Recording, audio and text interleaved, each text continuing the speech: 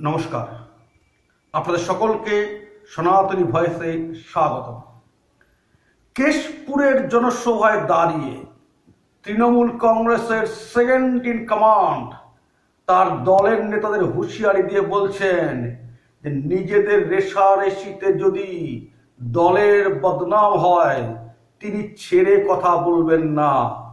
তিনি বলছেন যে তার দলের বদনাম যদি দলীয় গোষ্ঠীকন্দলের কারণে হয় তাহলে কিন্তু তিনি নজর রাখছেন, তিনি এমন ওষুধ প্রয়োগ করবেন তখন কিন্তু তারা আর সময় ও সুযোগ খুঁজে পাবেন না। শুনুন তার। আমি কিন্তু ছেড়ে কথা বলবো না, আমি আজকে হুঁশিয়ারি দিই। তার কথা পেরোতে না পেরোতেই 24 ঘন্টার মধ্যে কথা মাটিতে পড়তে না পড়তেই তৃণমূল কংগ্রেসের দুই গোষ্ঠী মালদার রতুয়াতে বেটনা হাই মাদ্রাসা স্কুলের পরিচালন কমিটির নির্বাচন নিয়ে রক্তক্ষয়ী সংঘর্ষে জড়িয়ে পড়ল। অন্য কোনো দলকে নমিনেশন জমা দিতে পর্যন্ত দেয়নি। তৃণমূলের দুই গোষ্ঠী লড়ছিল, বাইক ভাঙলো, বাড়িঘর ভাঙচুর হলো, রক্ত ঝরলো তৃণমূলের দুই গোষ্ঠীর গন্ডগোলে। দেখুন তার ভিডিও। তৃণমূলেরই দুই গোষ্ঠীর মধ্যে সংঘর্ষ বাধে, ভাঙচুর করা হয় একের পর এক বাড়িঘর। অর্থাৎ তৃণমূলের নেতারা তৃণমূলের সর্বভারতীয় সাধারণ সম্পাদক অভিষেক ব্যানার্জির হুঁশিয়ারিকে মোটেই আমল দিতে রাজি নয়।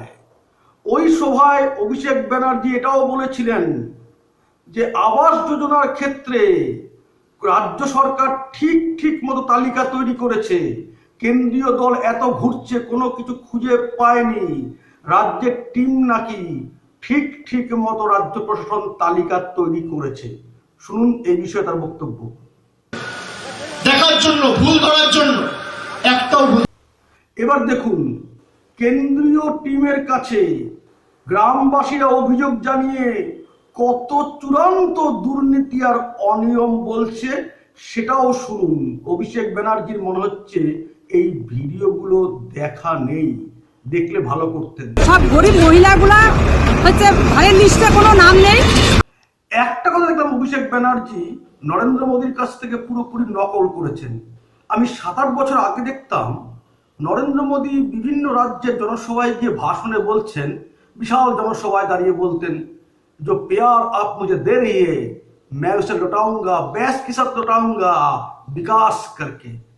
ঠিক ওটার হিন্দিটার একদম পুরোপুরি নিখুঁত বাংলা করে অভিষেক ব্যানার্জি দেখলাম সেদিন বললেন যে আপনারা যে ভালোবাসা আমাকে দিচ্ছেন আমি উন্নয়ন করে সুদ সমেত সেটা ফেরত দেব। এটা সুদ সমেত উন্নয়নের মাধ্যমে আগামী দিন আমি ফেরত দেব।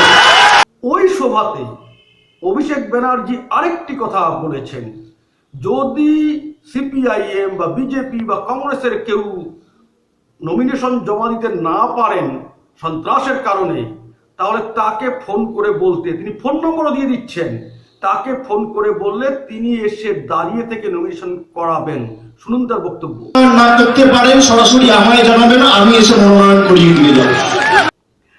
এটার অর্থ কি দাঁড়ায়? যে তিনি চাইলে তবে নমিনেশন করাবেন, তার মানে যারা নমিনেশন করতে বাধা দেবে গুন্ডামি করে তারা কি তার দলের লোক? এটা তিনি স্বীকার করে নিচ্ছেন যে তিনি বললেই তারা শুনে যাবে। দ্বিতীয় কথা হচ্ছে, এই কথা বলবার এখতিয়ার তিনি কোথায় পেলেন? এই কথা থানার আইসি বলতে পারে, বিডিও বলতে পারে, এসডিপিও বলতে পারেন, এসডিও বলতে পারেন, জেলার এসপি বলতে পারেন, জেলার ডিএম বলতে পারেন যে বিভিন্ন দলের কাছে যে আপনারা যদি সন্ত্রাসের কারণে প্রার্থী দিতে না পারেন, ওখানে যেতে না পারেন, আমাদের বলবেন, আমরা প্রোটেকশন দিয়ে জমা দেওয়াবো। এটা তাদের দায়িত্বের মধ্যে পড়ে, কর্তব্যের মধ্যে পড়ে। অভিষেক ব্যানার্জিকে আমি এর আগেও কয়েকটা মিটিংয়ে বলতে শুনেছি যে আমি কথা দিয়ে যাচ্ছি নির্বাচন পঞ্চায়েতে শান্তিপূর্ণ হবে, কোনো গন্ডগোল হবে না।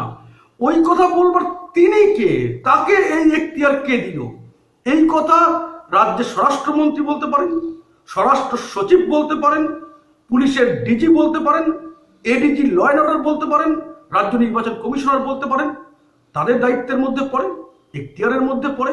অভিষেক ব্যানার্জি এটি দলের সাধারণ সম্পাদক আর একজন সাধারণ এমপি, তিনি এই কথা বলার এখতিয়ার কি করে পেলেন? তার মানে কি তিনি চাইলে শান্তিপূর্ণ নির্বাচন হবে, তিনি না চাইলে হবে না?